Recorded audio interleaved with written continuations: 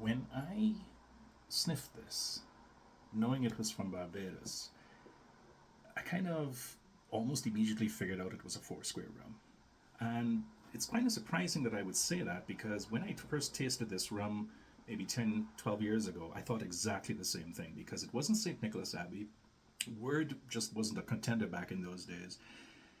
And it wasn't a Mountgate, it had to be a four square. At the time, I didn't realize how unusual a pot still Barbados rum from Foursquare actually was, given the fact that it was only in the subsequent years that the Exceptional Cask series kind of put their imprimatur on the pot column still blend that they've become so famous for.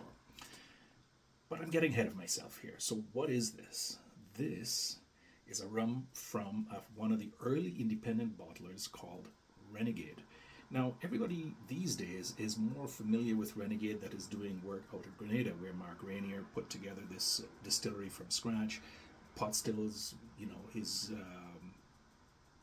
association with the local sugarcane farmers, and he started putting out this unaged stuff and then a little bit of aged stuff, the pearls, the hope, a lot of interesting stuff. But this presaged it all because this is the original Renegade Rum Company bottling that is now known only by its frosty glass bottling and this kind of really minimalist label.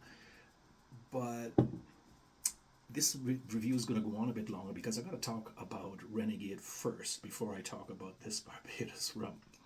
Now, Renegade as a company actually had its genesis much earlier because in 1996 Murray McDavid was founded. They were like a whiskey bottler that occasionally dabbled in rums.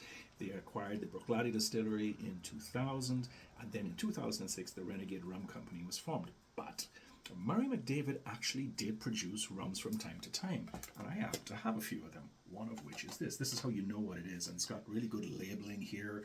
I'm not going to take it out, but it really is a nice rum. I think this is the Nicaraguan 10-year-old. Yes, it is.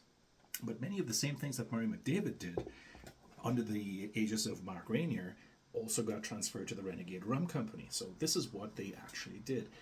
They became one of the first independents to do something like what Rum Nation was doing, which is to say they married several casks together to come up with an outturn of about 4,000 to 5,000 bottles at a stretch, sometimes less, sometimes more. They had this incredible presentation. I mean, the bottle is just unique. I've never actually seen another one quite like it. The labeling was really good. It presaged a lot of the details that we like to see. And they always finished it in some kind of wine cask or other interesting like Chateau Lafleur or Bayuls or whatever, Bayuls or something like that. And if you think Plantation is the one that did all this stuff first and is giving it the whole thing a fucking bad name, no. Renegade was one of the first who did this kind of thing and they got no opprobrium for it. So, let's just take this whole thing about secondary maturation or finishing with a grain of salt. The other thing was, aside from the labeling was good, the additional cask evolution is what Mark Rainier called this additional work in wood, and they were always issued at 46%. Now, Renegade came into Calgary around the 2010s and so on, and people just didn't know what to make of it because it was so unusual. The 46% was stronger than people were used to. It had a certain kind of dryness. There was, of course, no additives or any of that nonsense. And people just didn't know what to make of it, and it kind of languished on the shelves. I probably bought about 6 or 7 of them at one point in time, and I still have them in the shelves behind here, buried a third or fourth layer back. But here's the thing: they, I think, were somewhat ahead of their time, just like Murray McDavid was. And largely this was because they had a very exacting attitude to what they wanted the wood to do. To them, the wood was everything. The distillate was almost like a distant second. Okay, we got this, but now let's see how we can improve it. Sound familiar? So this one is from Barbados, 2003, 6 years old, 4 to 6%, and it was finished in a Bayuls casks, because I don't remember what the outturn was. Does it actually say here anywhere? No, it doesn't. I have it. I'll put it in the show notes. It's actually in the written review. I've got it there too. And one of the things I really liked about it was that it presented really, really nicely. Oh man, I mean, what you got out of it was bananas, you got some oranges, you got a little bit of olives, a touch of salt, you've got that rumminess, that rummy taste to it. And one thing it was problematic with it is that there wasn't enough of any one thing in particular, and this is where I ran into trouble with it, and I decided I didn't really care that much. It was actually very whiskey-like, which doesn't surprise me in the slightest now, all these years later when I'm looking at it again, right? So it's very dry, a bit briny to taste. Bananas, white chocolate, a certain bit of creaminess, like unsalted butters, pecans, nuts, walnuts, white unsalted butter on toast, that kind of thing. It's really kind of nice, but the two pieces of the sweet and the kind of like the muskier flavors don't really blend that well. Even though it really tastes nice on the tongue at 4 to 6%, you're not going to get too much damage either way. So I've got some kind of mixed feelings about it. Even after all these years, I still am not entirely certain what I thought of it.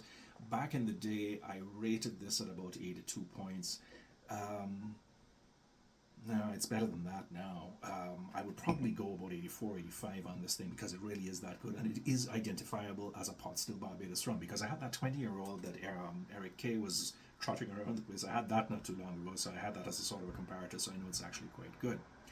So, all things considered, let's call it an 84-point rum, maybe an 85. It's really quite nice in that sense. And the really sad part about it is that you can't find these things anymore because even with 4,000 bottles of an outturn, you really are not entirely sure where these things still are after all these years. In point of fact, if I recall correctly, this one was 3,870 bottles.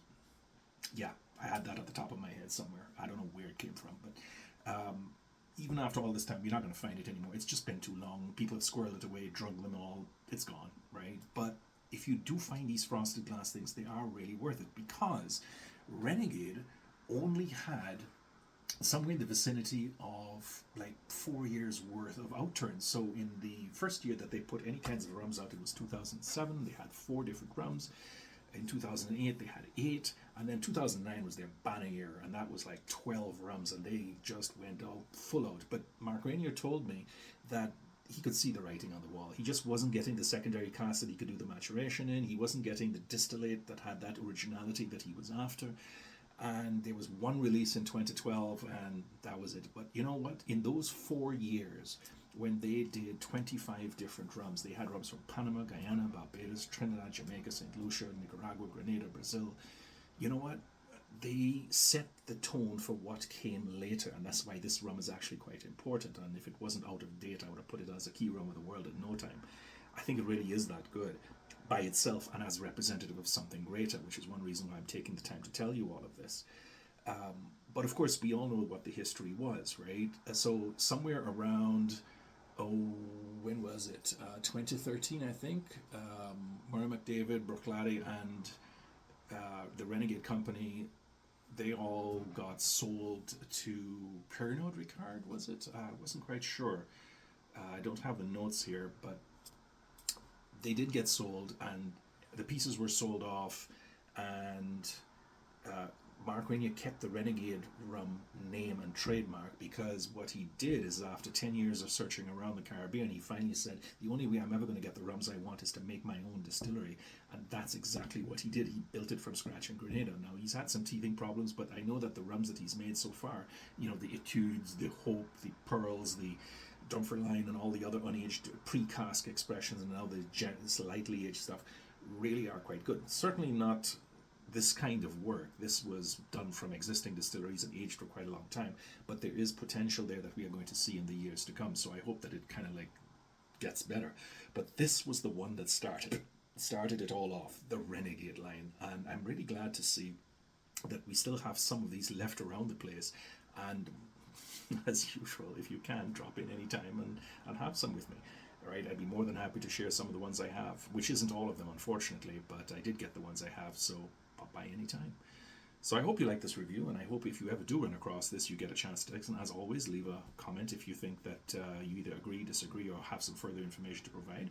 And I'm sorry this has been so long, but I did have to tell you about the company, which is so important to the evolution of the independent bottlers and the ethos that persists in many of them to this day.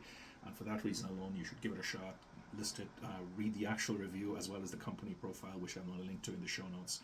And otherwise, you have a nice day and have good drinking. Take care, everybody. Bye-bye.